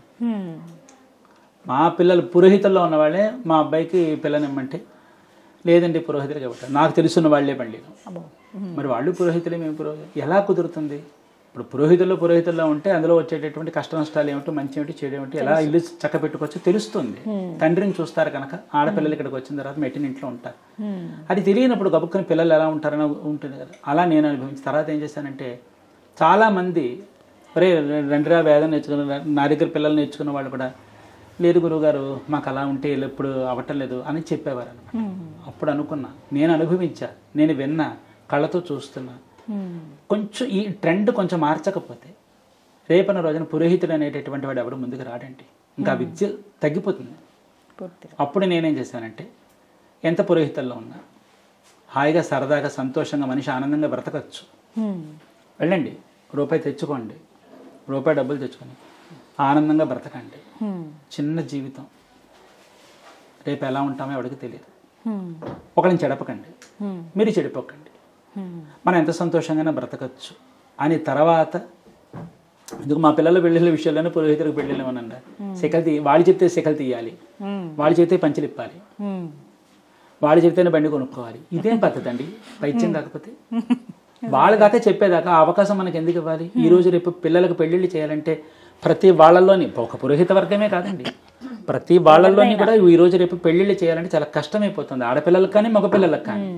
అందుకని ఏం చేశానంటే, ఒరే అబ్బాయి కంగారు పడకండి, హాయిగా నేను ఒకప్పుడు ఆ ఆశ్రమంలో ఉండేవాడిని, ఇప్పుడు మీకు చెప్తున్నాను, సరదాగా ఉండండి, సంతోషంగా ఉండండి, ఆనందంగా గడపండి. తల్లికి ఉంటుంది నా కొడుకు ప్యాంట్ షర్ట్ చూడాలని, తండ్రికి ఉంటుంది, ఉండండి, గడపండి, తప్పేమీ లేదు, సరదాగా ఉండండి చెప్పి నేను అప్పుడు కొంచెం అలా మార్చి చేసిన తర్వాత ఇప్పుడు చక్కగా అందరికీ కూడా సరే. దానివల్ల ఏమిటి లాభం అని అడగనే, పురోహితాన్ని వదిలేకుండా ఉంటారు ముందు. అదే కదా కాదండి, ఇప్పుడు అవి ఉంటే ఈ సరదాలు పోతాయన్న భావన పోతుంది. ఒక సరదాగా సినిమాకి వెళ్ళాలని ఉంటుంది, ఏమండి ఎవరికి తిండి మీద భ్రాంతి ఉండదు చెప్పండి, నాకు బండి మీద పెడుతుంటే మిరపక బజ్జీ తినాలనిపిస్తుంది, తింటే తప్ప, ఒకటి పొట్ట కొడితే తప్పు, కానీ తినకూడని తింటే తప్పు, ఏదో కడుపుకు నచ్చింది తింటే తప్పే ఉందండి. ఇవన్నీ ఆలోచించి మీరు ఆ రెమో గెటప్ వేశారు. ఉండండి, బతకండి, సంతోషంగా ఉండండి, ఆనందంగా ఉండండి, తెలిసిందా? అది. కానీ దుర్వ్యసనాలు మాత్రం వెళ్ళకండి. ఆరాధన చెప్పండి స్వామి, అంటే ఎలా చేస్తారు అసలు? అంటే చాలా నియమాలు ఉంటాయి కుమారస్వామికి, అందరిలాగా కాదు, అందరి దేవుళ్ళలాగా అంటారు, ఇది ఎంతవరకు నిజం? అసలు ఆరాధన ఎలా చేయాలి? ఇప్పుడు 2 విధానాలు ఉన్నాయి. ఒకటి పండిత పూజా విధానం, 2 పామర పూజా విధానం. పండిత పూజ అంటే కనుక విషయ పరిజ్ఞానం అంతా తెలిసి, ఆ విషయ పరిజ్ఞానంతో స్వామికి ఉన్నంతలో ఏ లోటు లేకుండా చేయడానికి మంత్ర విధానాన్ని, క్రియా విధానాన్ని చెప్పింది చెప్పినట్టుగా చెయ్యడానికి తాను వంతు ప్రయత్నం చేసేటటువంటిది పండిత పూజా విధానం. పామర పూజా విధానం వాళ్ళకి మంత్రం తెలియదు, క్రియా విధానం తెలియదు, ఆచారాలు నియమాలు నిష్ఠలు వాళ్ళకు ఉండవు, కానీ అపారమైన భక్తి ఉంటుంది. ముందు ఏం చేయాలి, వెనక ఏం చేయాలి, వరుసక్రమం కూడా తెలియదు, కానీ వాళ్ళు కూడా చేస్తూ ఉంటారు. వారికి తెలిసిందల్లా మురుగరు మనం పిలిస్తే వస్తారు, మనల్ని కాపాడుతారు, మనం రక్షిస్తారు, ఇదొక్కటే వారికి తెలుసు. ఈ విధానంలో వాళ్ళకి ఏంటంటే, మనవాడే కదా, ఎలా పిలిచినా వస్తాడని ఒక నమ్మకం. యాం ఇరుక్క భయం ఏనని ఒక తమిళలో పదం ఉంది. నేనుండగా నీకెందుకు భయం అనే వార్త స్వామి వారు అందిస్తూ ఉంటారు. రెండోది అంటే, నీ కూపిట్టాలు నన్ను వరివేనని చెప్పి చెప్తూ ఉంటారు, నువ్వు పిలిస్తే నేను వస్తా అని ఒక పదం అన్నమాట. ఆ పదాన్నే నమ్ముకున్న భక్తులు అనేక మంది ఉన్నారు. వాళ్ళు ఆ పదాన్ని దృష్టిలో పెట్టుకున్నారు తప్ప మిగతా విధానాన్ని దృష్టిలో పెట్టుకోలేదు. వాళ్ళు కూడా వాళ్ళకి తోచినట్టుగా పిలుస్తూ పూజిస్తూ ఉంటారు. అది సమ్మతమే, ఇది సమ్మతమే. కానీ నేను చెప్పేది ఏంటంటే, పూర్వం ఏంటంటేను ఓ 10 మంది ఉండేవారు ఇంట్లో, ఒకళ్ళు పూజలు చేస్తూ ఉంటే, ఒకళ్ళు వంటలు వండుతూ ఉంటే, ఒకళ్ళు మిగతా పనులు చేస్తూ ఉండేవారు. నలుగురికి అది చెల్లుబాటు అయిపోయేది 10 మంది కుటుంబాల్లో. ఇప్పుడు కుటుంబాలన్నీ ఎవరి విధానానికి వాళ్ళు వెళ్ళిపోయాయి. ఇప్పుడు ఏంటంటే ఎవరి జీవితాలు వాళ్ళవి. ఇప్పుడు ఆడవారు మగవారు కూడా ఉద్యోగాలకు వెళ్ళిపోతున్న రోజులు. అలాగే పిల్లలు చదువులు ఏవో ఉంటే ఆరోగ్యాలు కుదరక ఉంటాయి. అన్నీ సాగుపడాలంటే అవ్వటం లేదు, కానీ భక్తి ఉంది. కానీ నేనైతే ఒకటి చెప్తా, పామర పూజా విధానాన్ని ఎంచుకోండి, పండిత పూజా విధానం మీకు సాగుబడితే చేసుకోండి. భక్తి ఉండాలి, ప్రధానంగా భక్తి ఉండాలి. పూజ చేసుకోలేవా, మురుగా నాకు నువ్వు తప్ప దిక్కులేదప్ప, నాకు నువ్వే గతప్ప, కాపాడప్ప అంటే వస్తాడు. తండ్రి ఒరే నువ్వు నాకు 1000 రూపాయలు పెడితే నీ దగ్గరకు వస్తానని ఏ తండ్రి అండవు. నాన్న నాకు కష్టంగా ఉంది రావా అంటే తండ్రి కరిగిపోతాడు కదా. ఆ పాషంలో అయితే పిల్లల్ని పెంచుతామని చెప్పండి నిజమేగా. కదా. ఆ పాషంతో వస్తాడు. అందుకే ఒక కాలు ముందుకు ఒక కాలు వెనక్కి ఉంటుంది. ఇలా పట్టుకుని ఒక కాలు ముందుకు ఎందుకు ఉందంటే ఎవరు తన బిడ్డలు ఆర్తిగా పిలుస్తాడోమోనని తండ్రి కడుపు ఆగక ఒక కాలు ముందు పెట్టి కూర్చుంటాడు. అందుకే దేవేరుడితో వళ్ళీ దైవయాన అమ్మాళ్ళతో కూడా ఉన్నప్పుడు ఒక కాలు పైన ఒక కాలు కింద ఎందుకు పెట్టుకుంటాడు తెలిసిన? ఎంత నేను దేవేరులతో ఉన్నా నా బిడ్డలను నన్ను పిలిస్తే పరుగున రావడానికి గాను ఒక కాలు కింద పెట్టుకుని కూర్చుంటాడు. అది మురుగరు. సిద్ధంగా ఉంటాడు. అందుకని ఏంటంటే ఎవరు తోచినట్టు వాళ్ళు పూజ చేయండి, విధానాన్ని తెలుసుకోండి. అంటే మురుగరికి ఆరాధనకి కొన్ని విధానాలు ఉన్నాయి. విధానాన్ని తెలుసుకోండి. ఉన్నదన్నట్టు చెయ్యలేకపోయినా ఆ దిశలో ఆ మార్గంలో మీకు తోచినట్టుగా మీరు చేసుకోండి. నేను అదే చెప్తాను. అంతేగా ఆయన ఈ ఆచారం లేకపోతే ఈ మడి లేకపోతే శపిస్తాడంటే నేను అది తప్పది. శపించేవాడు కాదు. అతను శపించడం అతని కోపం కూడా ఉండదు. అసలు ఆయనకు కోపమే ఉండదండి. ఆయన పాశం అన్బు ఇల్లాదయడం అంగుమింగుమిల్లయప్ప అప్పప్ప మురుహా ఉన్నరళే ఉలహముప్ప అని ఒక పదం ఉంది స్కంద గురు కవచంలో. అన్బు అంటే ప్రేమ. ప్రేమ ఎక్కడుందో మురుగరు అక్కడ ఉంటారు. నిజం చెప్తున్నానమ్మా. మురుగరు ప్రేమ ఎక్కడుందో మురుగరు అక్కడ ఉంటారు. అన్బు ఇల్లాదయడం అంగుమింగుమిల్లి. ప్రేమ అనేది అక్కడెక్కడ దొరకదు. అవరగిట్టదా కిడైక్కం, వారి దగ్గర మాత్రమే దొరుకుతుందని ఇందులో గురు కవచంలో చెప్తున్నారు. ప్రేమతత్వం అయిందంతా కూడా. ఆయన మన మీద కోపాన్ని చూపించడు. మన నాశనాన్ని కోరుకుంటున్న వాళ్ళ మీద ఏమిటో చిన్న పిల్లో కుక్క పిల్లో పంది పిల్లో పిల్లల జోలికి వస్తే అవే విరుచుకుపడతాయి. తన పిల్లల జోలికి వస్తే తాను విరుచుకుపడ్డా. అలాంటి కోపమే తప్ప మనం ఏదో ఆచారంలో చేయలేదు, మనం ఏదో ఈ నైవేద్యం పెట్టలేదు, ఇలాంటి కోపాలు ఆయన దగ్గరే ఉండవండి. అది అపోహ. వారి రూపం గురించి వర్ణించండి. మురుగరా, అది మురుగరు వచ్చి ముందు మానవ అవతారంలోనే ఆయన శిశువుగానే ఆయన జన్మించారు. కారణాంశాల్లో ఆయన సర్పరూపాన్ని దాల్చాడు. అంటే తారకాసురుడు విజృంభిస్తున్నప్పుడు పాతాళ లోకాన్ని నాశనం చేస్తే, పాతాళ లోకంలోంచి భూమిని మోస్తున్న ఆదిశేషుణ్ణి తప్పిస్తే భూమి కూడా నాశనం అయిపోతుందని ఈ ఆశతో తారకాసురుడు వెళ్ళి భూలోకంలోకి వెళ్ళి పాతాళ లోకంలోకి వెళ్ళి అక్కడ ధ్వంసం చేస్తున్నప్పుడు ఆదిశేషుడి యొక్క మన్నన మీదట సుబ్రహ్మణ్యుడు సర్పరూపాన్ని ధరించి తారకాసురుడితో తలబడి తారకాసురుడిని పలాయనం చెందించేసి సుబ్రహ్మణ్యేశ్వరుడు ఆ సర్పదేవతలందరికీ కూడా తన అంశని ఇచ్చి అభయం ఇచ్చి తిరిగి తన మానవ రూపానికి వచ్చేసాడు సుబ్రహ్మణ్యుడు. అందుకే మన తెలుగు రాష్ట్రంలో కానీ కర్ణాటక రాష్ట్రంలో కానీ చూస్తే సర్పరూపంలోనే సుబ్రహ్మణ్యేశ్వరుని ఆరాధన చేయడం అనేటటువంటి విధానం ఉంది. అలాగే కొలుస్తాం మనమైతే. కొలుస్తాం.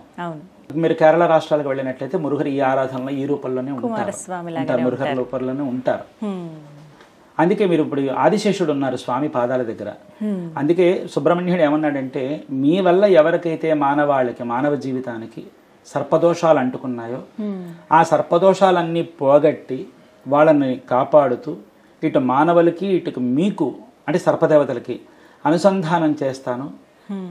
అందుకని మీ అనుసంధానానికి మీరు సిద్ధంగా ఉండండి అని చెప్పి మానవ జాతికి సర్పజాతికి మధ్యన సయోధ్య కుదిరించి తాను అక్కడి నుంచి కదిలి వెళ్ళిపోయాడు. అందుకే ప్రతి ఆశ్లేష నక్షత్రంలో సుబ్రహ్మణ్యుణ్ణి ఎవరైతే వచ్చి ఆరాధన చేస్తారో వాళ్ళ కుటుంబంలో వాళ్ళ వంశస్థులకు ఎవరికైనా సరే ఎటువంటి సర్పదోషాలు ఉన్నా ఇట్టే హరించుకుపోతాయని చెప్పి సుబ్రహ్మణ్యుడు వరం కనుక ప్రతి ఆశ్లేష నక్షత్రంలో సుబ్రహ్మణ్యుని దర్శనం చేస్తారు. సమస్త సర్పదేవతలు కూడా సర్పజాతిని రక్షించి మానవ జాతి వల్ల సర్పజాతికి ఎటువంటి హాని లేకుండా ఉండేటటువంటి మహత్కార్యం చేశాడు కనుక కృతజ్ఞతాపూర్వకంగా సమస్త సర్పదేవతలు కూడా పాతాళవాసులు కూడా సుబ్రహ్మణ్యుని వచ్చి మణిమాణిక్యాలతో కొలుస్తారన్నమాట. ఆ సందర్భాన్ని ఎవరైతే పురస్కరించుకుని స్వామిని సేవిస్తారో సర్పదేవతలు వెంటనే ఎవరికైతే సర్పజాతి యొక్క దోషం ఉందో ఆ దోషాన్ని హరింపజేసేటటువంటి సమయం గనక ప్రతి ఆశ్లేష నక్షత్రంలో మురుగరికి విశేషమైనటువంటి ఆరాధన చేయడం అనేటటువంటి కల్పం ఉంది. చాలా విశేషం. ఆ రోజున దర్శించుకోవడం అత్యంత విశేషం. వారి చేతిలో పట్టుకున్నటువంటి ఆయుధాన్ని ఏమంటారండి? శక్తిశూలాయుధం. శక్తిశూలాయుధం అంటే ఒకనొక కుమార సంభవం జరిగినప్పుడు తారకాసురుడు ఏమైనా వరమడిగాడంటే, నీకు పుట్టిన కుమారుడి చేత మాత్రమే నాకు మరణం జరగాలి అన్న. నీకు అని మీకు అనలా, నీకు అన్నాడు. సర్వాంతర్యామి ఈశ్వరుడికి తెలియంది ఏమీ లేదు, తథాస్తు అన్నాడు. కానీ జగన్మాత అక్కడ ఆ ఏకవచన సంబోధన భరించలేకపోయింది. నీకంటారేమిటి, మీకనాలి కదా, మరి నీకంటే తథాస్త అంటారేమిటి అని అడిగింది పార్వతీదేవి సుబ్రహ్మణ్యేశ్వరుడు సనత్ కుమారుడిని. అప్పుడు చెప్తాడు, అమ్మా ఇది విధి, ఈశ్వరుడికి మాత్రమే జన్మించిన కుమారుడి చేత మాత్రమే తనకు మరణం పొందాలని తారకాసురుడు వరం. కానీ అది మీకు ఎప్పుడు అవుతుందంటే నీ అంశను నాలో కలిసినప్పుడు నేను పార్వతీ సుతుడిని అవుతాను. కాబట్టి నీవు నాకు తల్లి అనిపించుకోవడం కోసం నువ్వు ఆరాటపడతావు, నేను నీ కుమారుడిగా అవ్వాలని నేను తపన చెందుతూ ఉంటాను. దీనికి కాలం ఒకటి ఉంది, నువ్వు తపస్సు చెయ్యి, సందర్భం వచ్చినప్పుడు నేను నిన్ను కలుస్తానంటాడు సుబ్రహ్మణ్యుడు. తన తల్లిని అనిపించుకోవడం కోసం, తన పాశాన్ని తన కుమారుడికి అందించడం కోసం ఒక మాతృప్రేమ చేత అల్లాడిపోతూ అమ్మ నాగపట్నం, తమిళనాడులో తంజావూరు దాటిన తర్వాత నాగపట్నం అని ఒక ఊరు ఉంది. అక్కడ సిక్కల్ అని ఒక కుగ్రామం, సిక్కల్ అక్కడికి వెళ్ళి అమ్మ తపస్సు చేస్తుంది. సిక్కల్ అంటే ఏంటంటే చిక్కులు విడిచేది అని. సిక్కల్ అంటే సమస్య. ఈ సమస్య తనకు పోవాలి, తన తల్లిని కాలేకపోయానే, తన కుమారుడు తన కడుపున పుట్టలేదే అనేటువంటి ఒక బాధ ఇవిని వేధించేస్తోంది. ఎలాగైనా సరే ఈ వేదన పోవాలి, జగత్తుకు రక్షణ కలగాలి అనేటటువంటి దృష్టి చేత అమ్మ పూర్వ దృష్టితో చాలా దృష్టి ఆలోచించి అమ్మ ఏం చేసిందంటే సిక్కలు వెళ్ళి తపస్సు చేస్తోంది. 36,000 యుగాలు తపస్సు చేసింది ఆ తల్లి, మహాతల్లి. ఎన్ని యుగాలు దాటిందో చూడండి. మరి అలా తపస్సు చేసింది. ఆ తపస్సు చేసిన తరువాత సుబ్రహ్మణ్యుడు ఆవిడ దగ్గరికి వెళ్ళేటటువంటి తరుణం వచ్చింది. ఎందుకని అడగరే, తారకాసురుడు ఏం చేశాడో తెలిసిన, తారకాసురుడిని చంపాలంటే తన ప్రాణాలు ఎక్కడైనా రక్షణ పెట్టాలి. ఎక్కడ పెట్టినా సుబ్రహ్మణ్యుడు చంపేస్తాడు.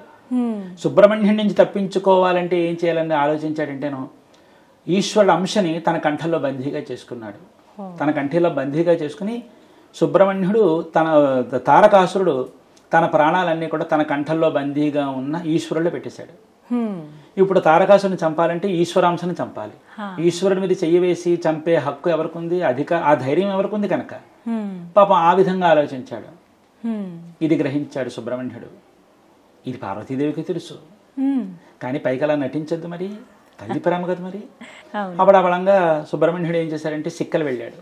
అమ్మా అని పిలవగానే అమ్మ తపస్సులో చేసి ఆ మాట పలకరింపుకు లేచిపోయింది. పులకరించి వచ్చావా అని అడిగింది. అవునమ్మా వచ్చాను. అమ్మ నీ అవసరం వచ్చింది. శివమిల్లామలి శక్తి ఇల్లై, శక్తి ఇల్లామలి శివమిల్లై. శివుడు లేనిదే శక్తి లేదు, శక్తి లేనిదే శివుడు లేదు. శివుడు అర్ధనారీశ్వరుడు. శివుని చంపినంత మాత్రాన్న శివుడి చావడమ్మా. నువ్వు కూడా తన ఆధీనం అవ్వాలి. ఇప్పుడు నీ భర్త మీద నేను అస్త్రం వేస్తే తల్లిగా నీకు కోపం వస్తుంది, భార్యగా నీకు మహా ఉగ్రస్వరూపం అవుతావు. నీ అనుమతి లేకుండా నేను ఆయన ఏమీ చేయలేను. నువ్వు నా వశం అవుతావా?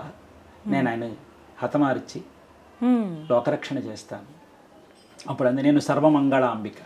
నీ తండ్రి హాలాహలం తాగుతున్నప్పుడు ఆయన నా కేసు ఇలా చూశారు. నేను ఒకటే అన్నా, నేను మంగళాంబికను, నా మాంగళ్య రక్షణ ఎలా చేసుకోవాలో నాకు తెలుసు.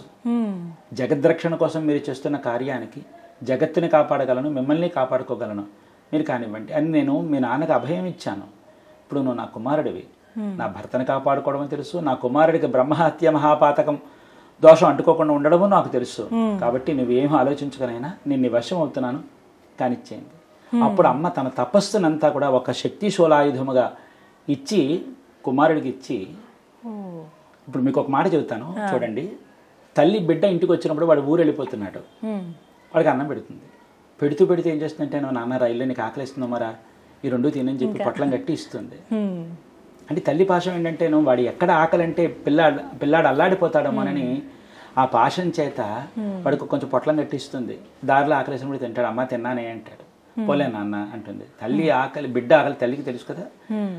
తన శూలాన్ని ఇచ్చినా తిరుగులేదని తెలిసినా తల్లి పాశం చేత ఎక్కడైనా తన కుమారుడికి శక్తి తగ్గుతుందేమో అని ముందుగా ఆలోచించి అమ్మే తనలో ఐక్యమైపోయింది. చూడండి ఆ పాదమస్తమం. అప్పటి నుంచి ఆయన శక్తి శూలధరుడు అయిపోయాడు. అందుకే ఆయన మొహం చూడండి పార్వతీదేవిలా ఉంటుంది. చూడండి మీరు కూడా చూడండి, ఆయన ముఖం ముమ్మూర్తల పార్వతీ స్వరూపం, శక్తి స్వరూపం. అప్పటి నుంచి ఆయన శక్తి శూలధరుడు, పార్వతీ ప్రియసుతుడు, ఏమ్మా శక్తిపుత్రుడు అనేటటువంటి. అందుకే అష్టోత్తరనామాలో శక్తి శూలధరాయ నమః అని పేరు వచ్చింది. శక్తి శూలాన్ని ధరించినంత మాత్రమే శక్తి శూలధరుడుగా కాకుండా ఆపాదమస్తకం కూడా తానే నిండి నిమిడీకృతం అయిపోయింది. ఆ విధంగా ఆయన తారకాసురుణ్ణి భజిస్తుంటే అప్పుడు అమ్మ అంటుంది, ఒక్క నిమిషం ఆగండి, నేను నీలోకి ఐక్యమైపోతాను కదా, ఈలోగా చెయ్యి ఇలా కొట్టి అష్టదిక్పాలకల్లారా ఇలా రండి. సుబ్రహ్మణ్యుడు ఈశ్వరుని హతమారుస్తాడు. ఈశ్వరుని హతమారిస్తే జగత్తంతా ధ్వంసం అయిపోతుంది. ఈశ్వరుడు మరణించాడన్న వార్త పొక్కకుండా ఈశ్వరుడు అమరుడైపోయాడు అనేటువంటి వార్త రావాలి. కాబట్టి మీరందరూ ఏం చేస్తారంటే చుట్టూ ఈ జగత్తంతా కూడా కాపలా కాసేయండి. ఈశ్వరుడు ఎన్ని ముక్కలైతే పడ్డాడో అన్ని ముక్కలు కూడా అక్కడ అమరుడుగా ఆయనకు ప్రాణప్రతిష్ఠాపన వెంటనే జరిగిపోవాలి. ఈశ్వరుడు మరణించాడన్న మాట రానేకూడదు, ఈశ్వరుడు అమరుడన్న మాట మాత్రమే రావాలి. దీనివల్ల నా భర్తని నేను రక్షించుకుంటాను, నేను మంగళాంబికగా. ఇటు కన్నకుమారుడికి తండ్రినే చంపేశాడనేటువంటి ఆ అపవాద రానివ్వను. కుమారుడికి బ్రహ్మహత్య మహాపాతక దోషం లేకుండా నేను కాపాడుకుంటాను. కాబట్టి మీరు జాగ్రత్తగా చుట్టూ కాపలా, ఇప్పుడు క్రికెట్ ఆడుతుంటే పిల్లలు ఎలా కాపలా కాస్తారో, బంతి పట్టుకుంటే ఎలాగో ఆ విధంగా ఈ అష్టదిక్పాలకుల అమ్మ ఆజ్ఞ మేర ఆ విధంగా కాపలా కాసేశారు.